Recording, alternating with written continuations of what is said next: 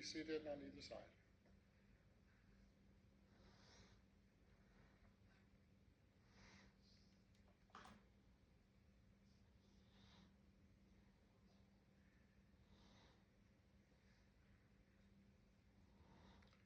Friends, interment will take place at Adat Shalom Memorial Park Cemetery. At the family's request, we will not be traveling in procession to the cemetery. Anyone wishing to attend the interment at the conclusion of the service, please return to your car, drive on your own to the cemetery, and we will allow ample time before continuing with the committal service. The family will be sitting through Tuesday evening at the residence, 4550 Horton Road in Bloomfield Hills for friends to call. The Shiva hours are as follows. Today, following the interment up until 8 p.m., then Monday and Tuesday from 3 to 5, and then resuming from 6 to 8 p.m. Religious services will be conducted Sunday, Monday, and Tuesday evenings at 7 p.m. It is suggested for those of you who wish to further honor Janice's memory, may do so by means of a contribution to the Michigan Psychoanalytic Foundation, to any Jewish organization, or to any charity of one's choice. We have all this information on these printed out sheets in our lobby, which you may obtain at the conclusion of the service. Thank you.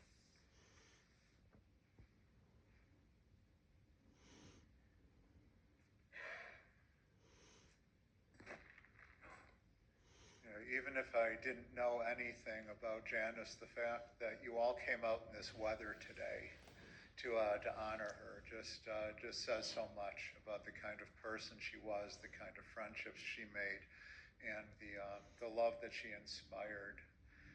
I am going to begin today with Psalm 23, then invite Michael to speak. I will share some of her story, and then I will invite Bruce and Julie to share their thoughts as well. This is Psalm 23. Mizmor LeDavid, Adonai ro'i lo achsar. Binotesh yarbitzeni al mei menuchot yinahaleni nafshi yashovev. Yancheni v'magle tzedek leman shemo.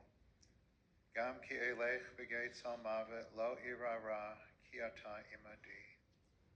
Shivtacha umishantacha hema yanachamuni. Ta'aroch lefanai sholchan neged sorarai.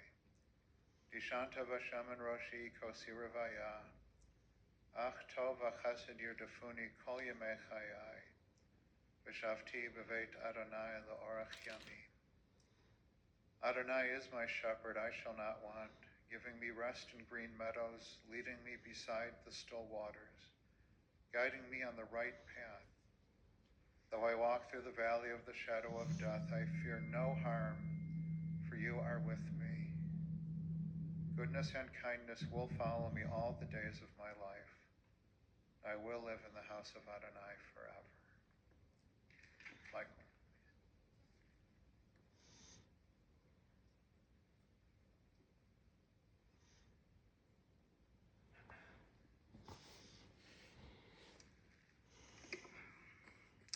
Can you all hear me?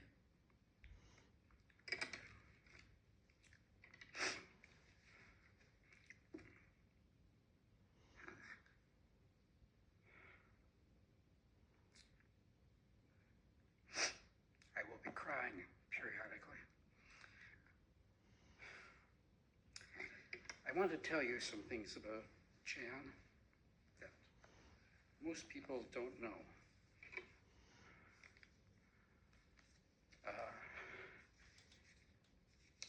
And that's because I was very close to her for about 15 and a half years, which doesn't necessarily mean for a long time, and yet it was such a satisfying relationship that we had. But I want you to know some things that probably few people know. Almost nobody knows. You may have read the obituary from the Dorfman Chapel website. I'm going to amplify it somewhat.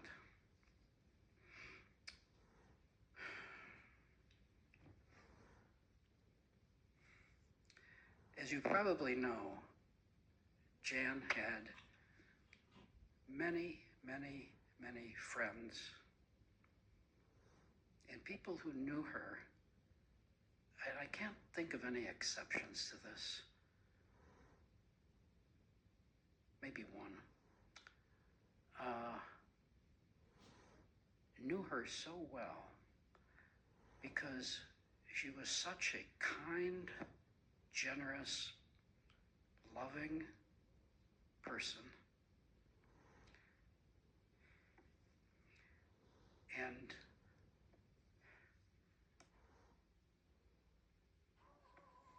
she took the lead in talking with people, in inquiring about them, taking an interest in them, speaking to them freely. And many people really valued that, really valued it.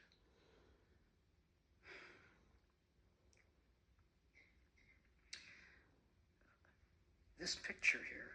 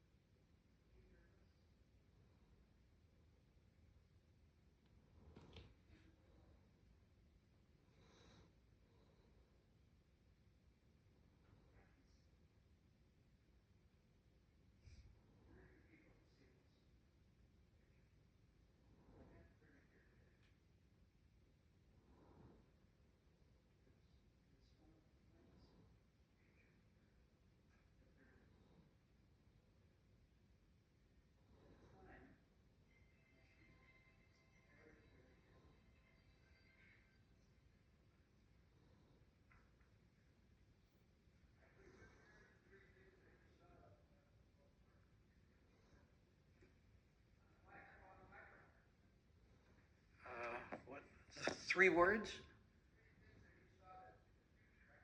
Oh, the happiness, the eagerness, and the delight. Sorry, I couldn't speak up further. She was a very caring person about many, many people.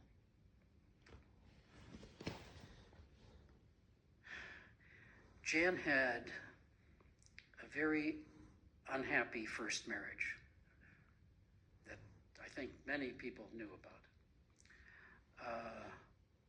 She was not happy during it. I think in some way she felt she had to marry her first husband and couldn't say no. But for 18 years after their divorce, she thought that she would never find love. That is, adult love. And she felt that very deeply, I can tell you. She told me a number of times she thought she would never find love.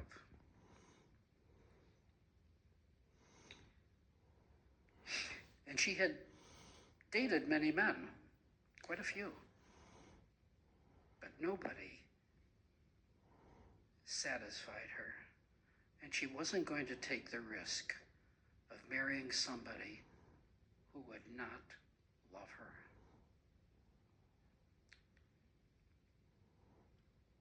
So one day, when she was about to remove herself from this Jewish website called JDate, she happened to see that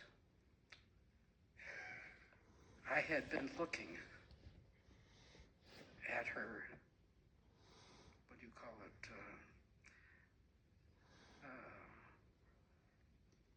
pardon me? Profile. That's good. That's a good word. From her profile. And she wrote, I was on JDate at the time too, because I had, many months before, lost my previous wife, with whom I was with for 30 years.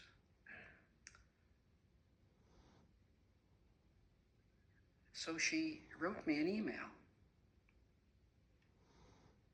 And she had also written to another man who apparently had seen her profile. The other man didn't respond, but I did. And in this email, she said, "You can never have too many friends." You know, think about how many friends she had. The words, the very words that came from her mouth, "You can never have too many friends."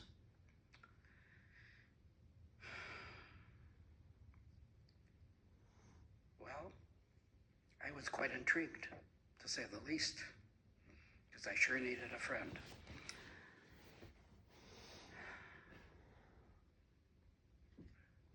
So we carried on an email conversation because I think she was somewhat skittish about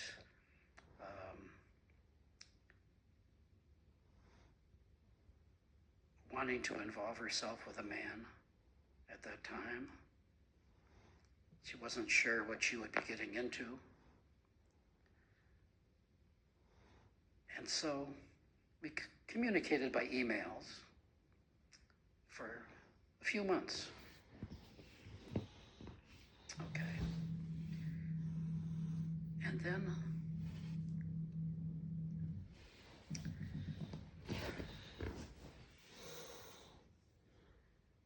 I invited her to go out to dinner with me on a first date in person. And we did. And afterwards, we went back to her condo in Commerce, Michigan, and we were talking. And at one point, I burst into tears.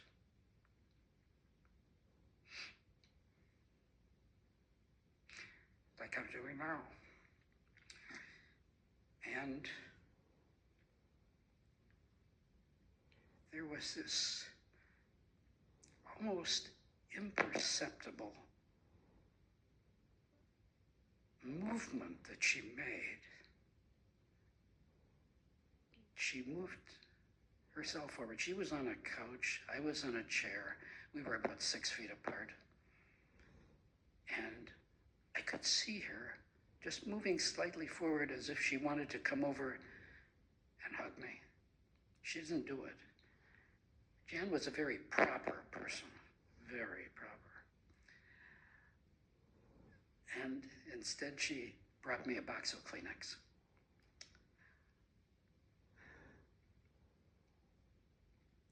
we met again approximately a week later. The first time we met was at a restaurant of her choosing. The second one was one of my choosing, which happened to be the Sweet Lorraine's that was on Greenfield Road, which I don't think is there anymore. And we're sitting down at a booth where they had booths there. And she said to me, "There's something I have to tell you."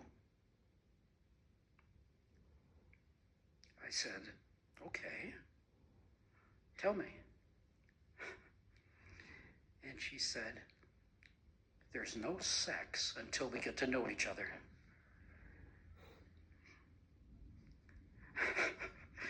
I said, "Okay," because sex wasn't really on my mind at all. I wanted to get to know her.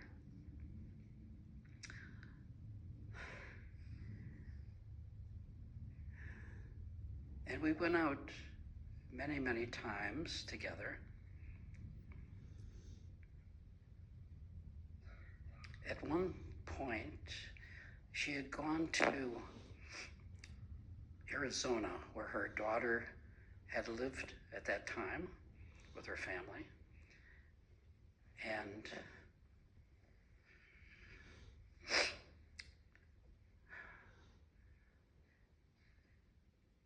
she wrote me an email and said, "You know, I could come back to Detroit via Miami." And at that time, I had a condo in Miami Beach, Florida. I said, "That would be great." So she came. And I picked her up at the airport, drove her back to the condo. And that condo had 2 bedrooms in it. And so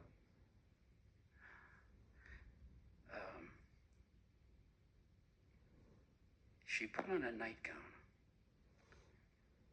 And she came to me. I was already in bed.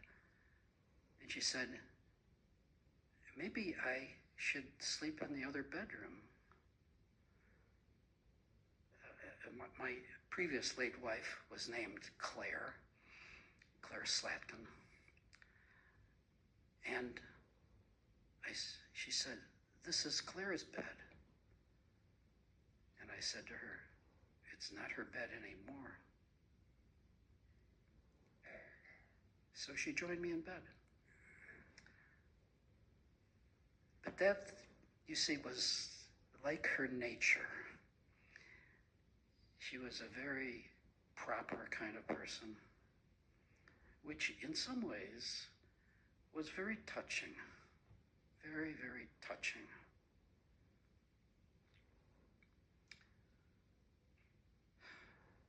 And then, after a number of months, when I used to drive out to her place in the evenings after I was done working, she said to me, "Winter is coming, so I think I should move in with you," she said, "so that you won't have to drive all that way out to Commerce." I agreed.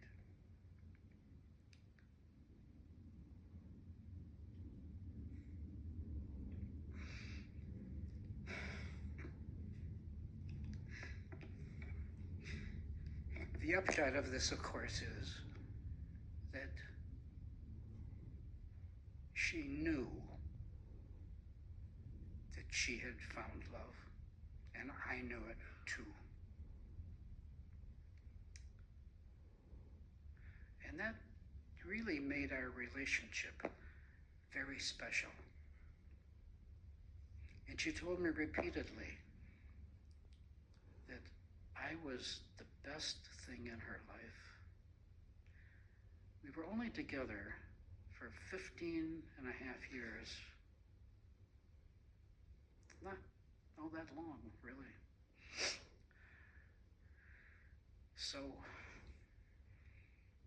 because we were really in love, I mean, this is a love story.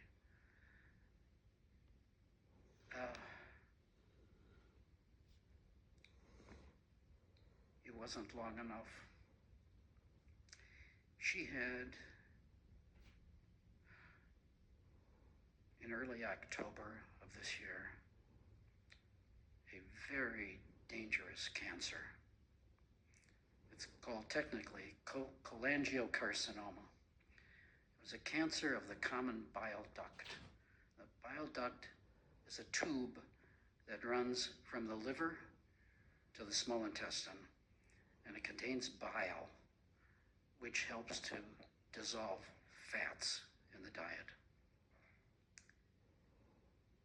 She had suddenly turned jaundiced, like overnight, almost. Jaundice means yellow skin, yellow on the white parts of the eye, and so on.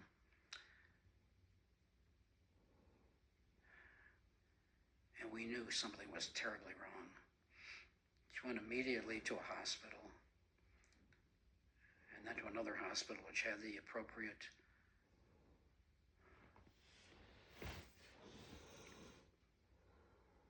tools to determine just what this was.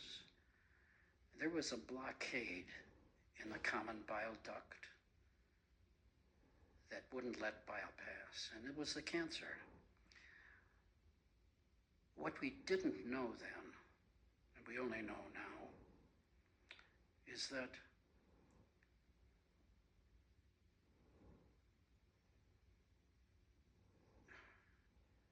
there was more cancer than we thought. It was even, they took out half of her liver, but on the cut margins, there was cancer also. And that was not good news.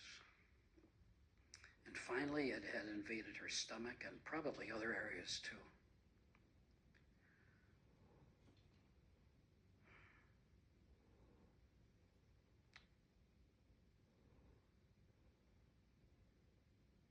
I did not have a good feeling about it.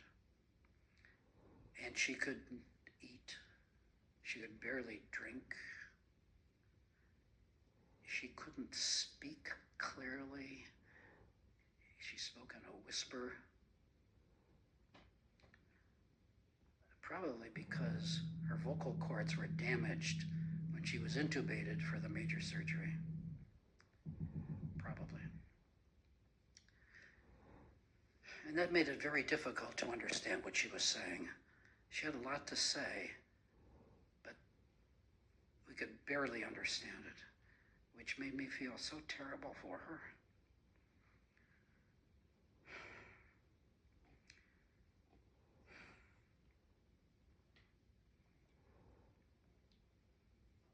What I can tell you, though, is that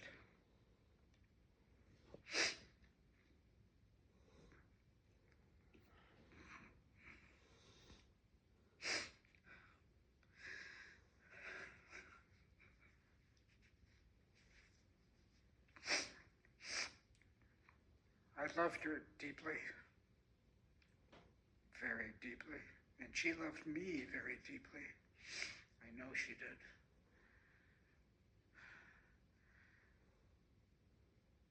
Our marriage changed her life and made her very happy. And I know she didn't hesitate to tell that to other people.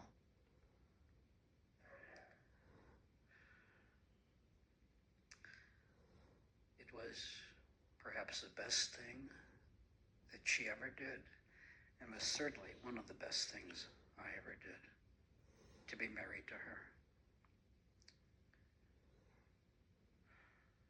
And that's, of course, what makes this so terribly sad now. Because the dead don't come back. And we cannot retrieve her from death.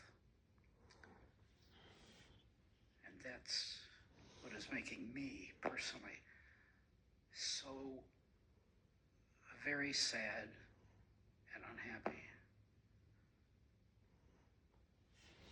I mean, I've been through this before, so I know what it's like because I was deeply in love with my previous wife too.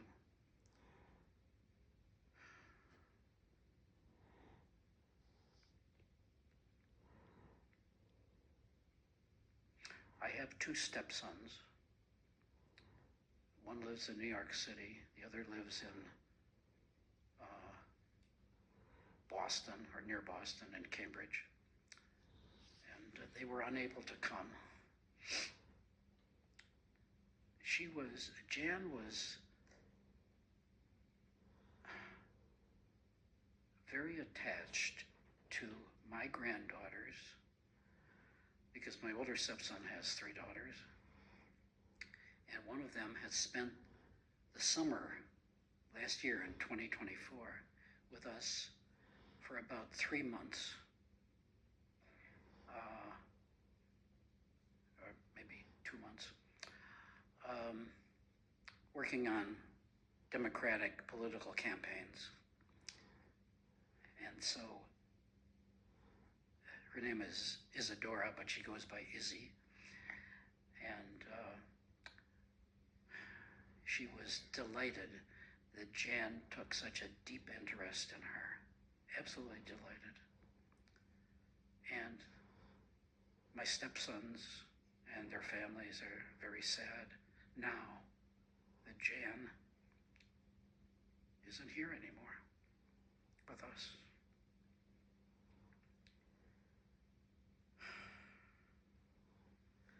So that's what I want to say.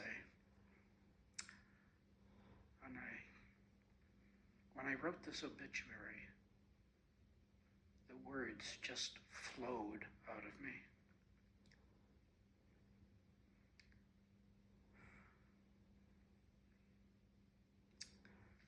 All right.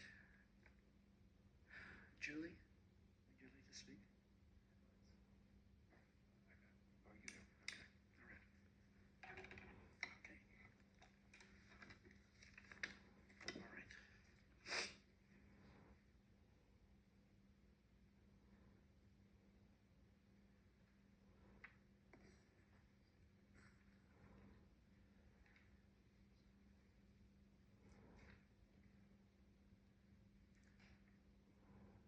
All of you just knew Jan as endlessly kind and smart and generous and strong and loving, and someone who just gave all that she had to everyone. And to live a life where everyone who ever met you thinks of you in terms of warmth and kindness and love and generosity, even though she didn't have the years we would have liked, the fact that she filled them that way is just so powerful. And also what makes it so difficult. She was born November 23rd, 1948, to Frank and Frances Holtzman in Detroit. And Frances is here today. Frank was an attorney, and Frances had a degree in chemistry and worked in a doctor's office. And Jan was the middle of 3, Marcia and Bruce. She had a lot of fun growing up, though she always had a strong sense of responsibility for her loved ones, whether for family or friends, and she was like that her entire life. She went to Henry Ford High and was confirmed at Adat Shalom, and she had a group of friends from then that she was still close with, many of whom are here today. After high school, she went to Eastern and got a teaching degree in elementary education. She went on to teach 3rd and 4th grade in Warren. She enjoyed teaching, but then she got an MSW from Wayne and became a school social worker in Birmingham and loved it. She was very good at it and stayed in the district for almost 30 years. And she still kept in touch with students from her elementary school days and with families from her time as a social worker. The fact that decades later people still wanted to talk to their elementary school teacher, that's no small thing. The fact that you had to remember them and that they maybe had a first name too and that you could find them, but she made such an impression. She was so kind and helpful, but she could get stuff done for her families that she worked with. That was her phrase. She could get stuff done for anyone and everyone she cared about. Julie said her mom taught her so much of what it means to be a friend, and Julie will offer her thoughts and memories soon. I asked what she liked to do for herself, and they said she liked to shop. They said it gave her purpose and that she was great at finding deals, but she was really shopping for others, and she really loved shopping for the grandkids. She loved being a grandmother. Her grandchildren were so much of her world, and she was very involved in every part of their lives that she could. She was involved in the Kurt Gibson Parkinson's Center that was built recently and was connected to a number of Jewish organizations as well. She loved going to movies. She read a lot, such as thrillers and Jodi Picoult. She liked to watch murder mysteries on TV, and she loved Barry Manilow. Her favorite holidays were Passover and the high holidays because she loved to have everyone over for the holiday meals when the family got together. I asked about her values, and they said that she had great honesty and integrity, that she was always fair, that she believed in being there for other people and helping them. And she said, you have to leave the world better than you found it. She really lived by her values every day. One of the organizations that she was involved in was a psychoanalytical preschool in Farmington Hills. And she volunteered with it and organized the fundraising auctions. And she had been in B'nai B'rith as well. She had been all over the world with Mike, and I was very privileged to be under the chuppah with them in 2013. And she loved the Israel trip with her family in 2022. And I remember having conversations with her about how excited she was to finally to be able to go. It was a wonderful moment for her and meant so much to her. She always really did want to go back. The family said that so many friends have called them to let them know what an incredible impact that she had on them, and that she truly deserved all of their love and affection. Janice passed away right after Hanukkah, and we think about the lights of Hanukkah not being there, but the lights of Hanukkah really always are there. The lights are a reminder that our souls are immortal, that the love that we give in this world is immortal. And so even though Jan did not have the years that we would have wanted, she truly filled every single day of her life and for the life of her loved ones with light and with kindness. And there really is no greater legacy than that. To Mike, to Julie, and to Brad, their grandchildren Phoebe and Randy, Leah, Noah, and Dossie, to your mother Frances, sister Marcia, and your husband Sheldon, and brother Bruce, and to so many friends who loved her so deeply. I pray that all of you find comfort and strength in her memory. I invite Bruce to please come forward.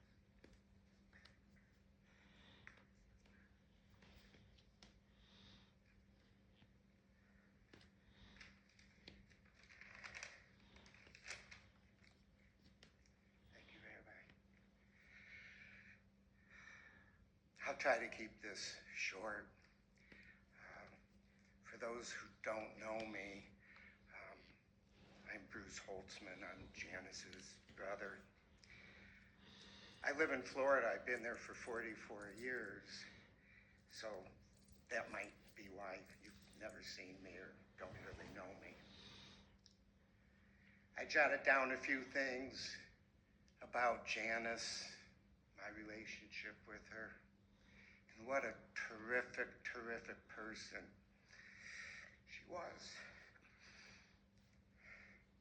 Janice was extremely, extremely caring, a very, very caring person. She cared so much about family and friends. She was always there for us, always calling to see how we are.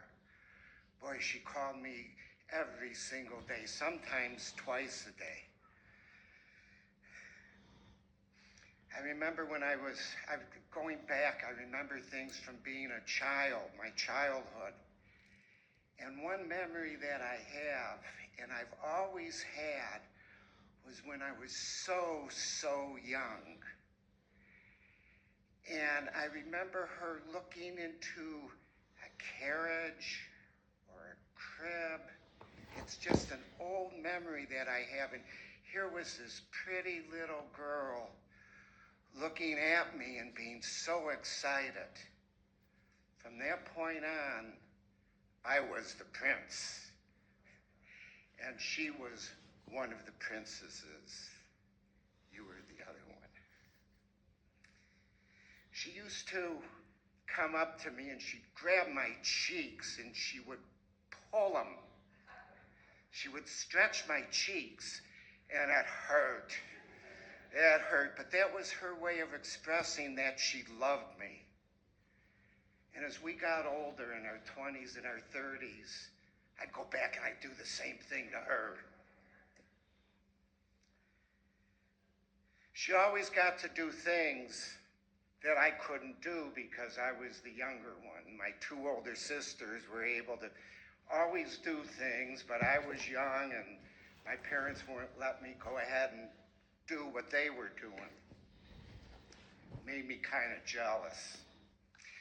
But one day, Janice was about 15 years old. This is late 1963, early 1964. She came home with a coupon from the Detroit Free Press. And the coupon was to go snow skiing in the evening. It was for $5 coupon. And you could go out to Mount Holly, and they'd give you the skis, and they'd give you lessons, and they'd let you ski. And of course, I'm the little boy. I didn't think I'd be included, and I'll never forget, we got out there, and my father looked at me and said, "Bruce, would you like to do it too?" Janice got me into skiing, which was my favorite sport for my whole life, and I became a very avid skier and president of one of the largest ski clubs in the country down in Palm Beach, believe it or not. It's the truth. Janice was a very loving individual. She loved us all, and whenever she came into a room, she'd come up to us and she'd give us a kiss and welcome us so lovingly. And she did that with not just family, but with friends as well. She also was very helpful. Very helpful. I came up here, God, it had to be about 10, 12 years ago. I come to a conference in May every year in Livonia. And I remember, no, it had to be before they were married, so about 15, 17 years ago. And I was very sick. I got sick at this conference. She took me into her home. She insisted, and she put me in her bed. And she nursed me and took care of me all night long, and giving me medicine until I felt better. Jan was my rock. She was my rock. She gave me advice. I could talk to her about anything, and she always had something decent to say, to respond to me, and to make me feel better, and help me figure out things. She had a saying that she would say to me. She said, "Don't borrow trouble. Don't think of what can happen. Don't borrow trouble." And that always stuck with me. And so to this day, still does. Oh, and did we tease each other? Oh, did we love to tease each other? We'd go into a restaurant or a store, and people would think we were husband and wife, and I'd say, no, this is my sister. And she'd look at me, she'd say, "Honey, don't lie, you're my husband."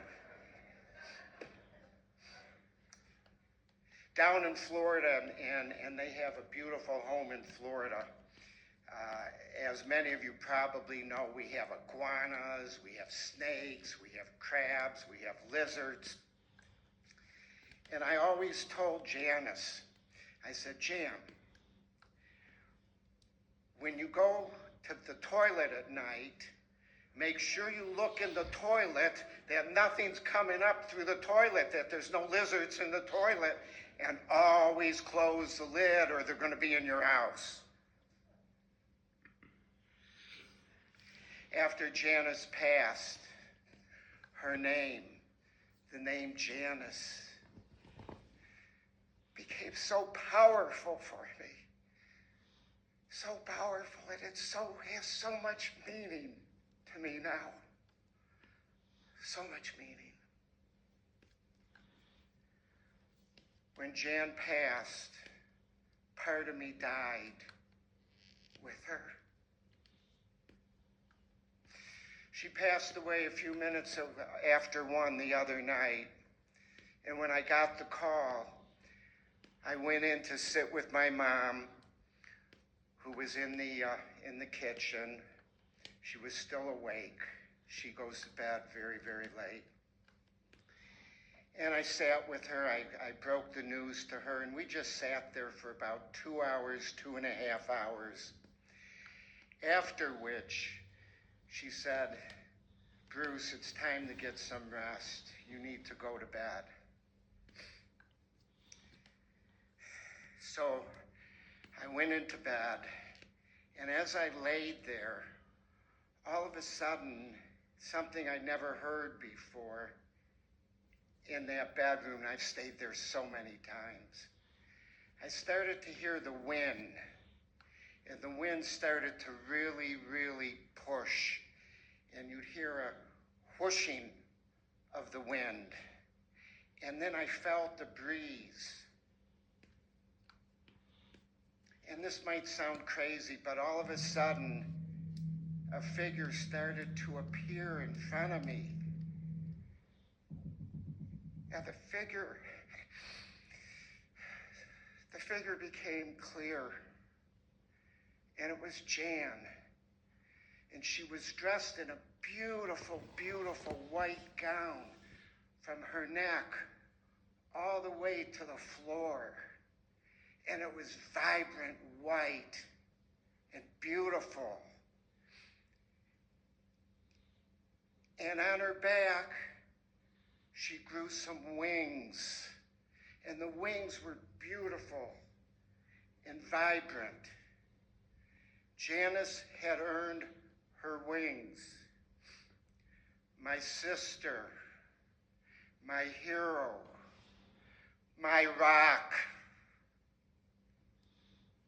She had become an angel. Thank you.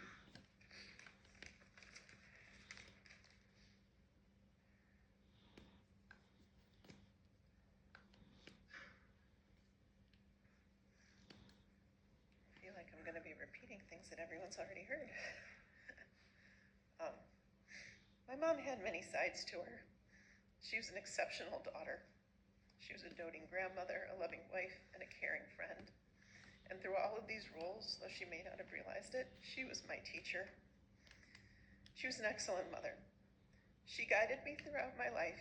She made sure that I was able to follow my interests growing up with dance lessons, summer camp, and school activities, even when money was tight.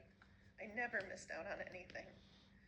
As I got older, she would tell me, find a career that you enjoy, but that is also in demand. Education was paramount. It was just assumed that I would get a master's degree, and I knew that. So when I called and told her I decided to major in linguistics, her first question was, and what will your master's be in? I was ready with an answer that I knew I would be passionate about and that she would approve of. I was able to choose what I loved, but her guidance helped make sure that I could be successful in my career. And she always said, once you have that degree, no matter what happens, nobody can take that away from you. She taught me to appreciate education.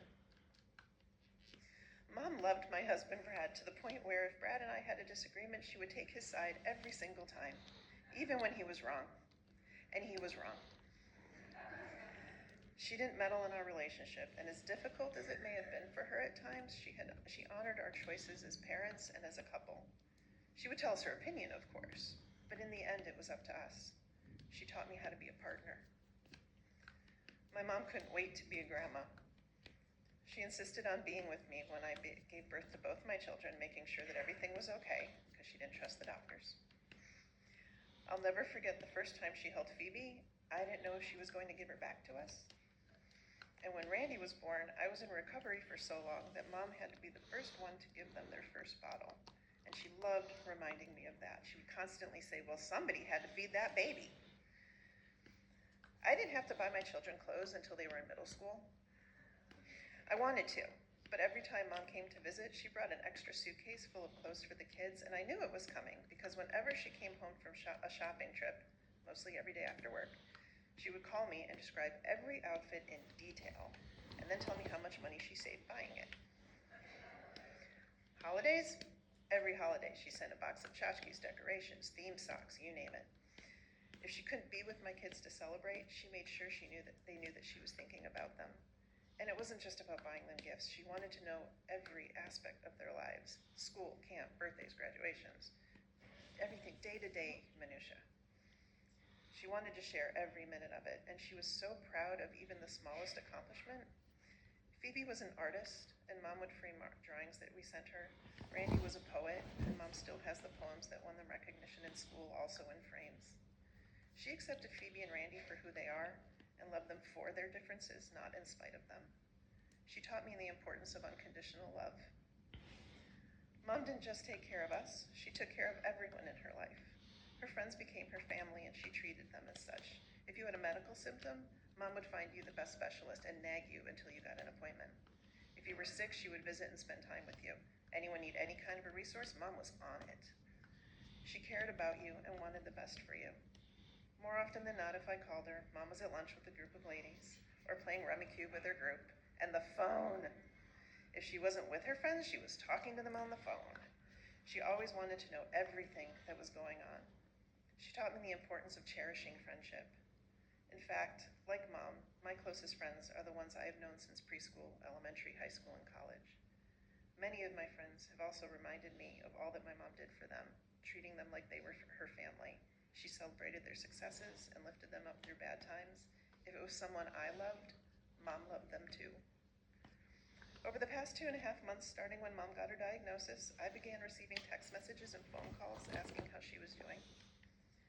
These check-ins weren't just one-time messages, they were weekly or even daily inquiries asking for updates on how she was feeling, news from doctors, and offering support.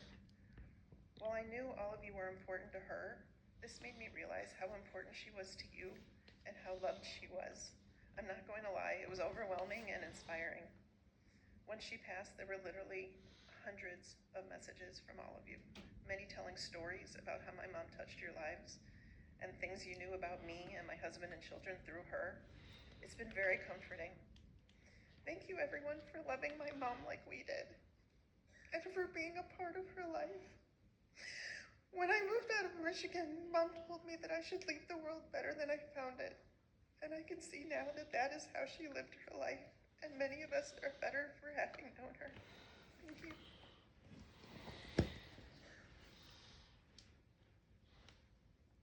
Please rise for the memorial prayer.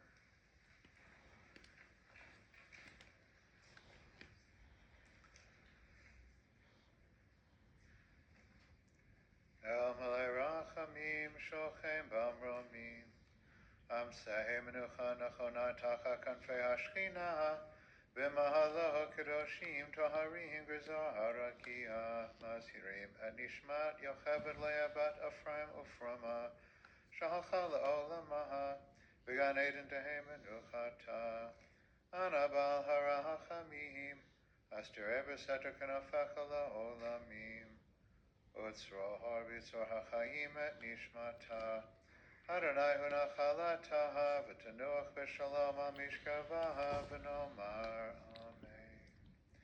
Compassionate One, give perfect peace in your sheltering presence among the holy and the good to the soul of Janice Coleman. Merciful One, remember all of her worthy and righteous deeds. May her soul be bound up in the bond of life. May your beloved Janice rest in peace. We say,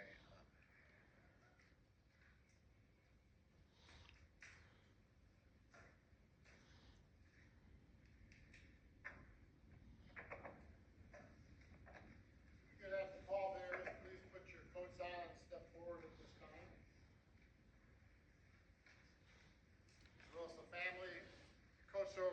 the right, please put your coats on and you'll follow behind.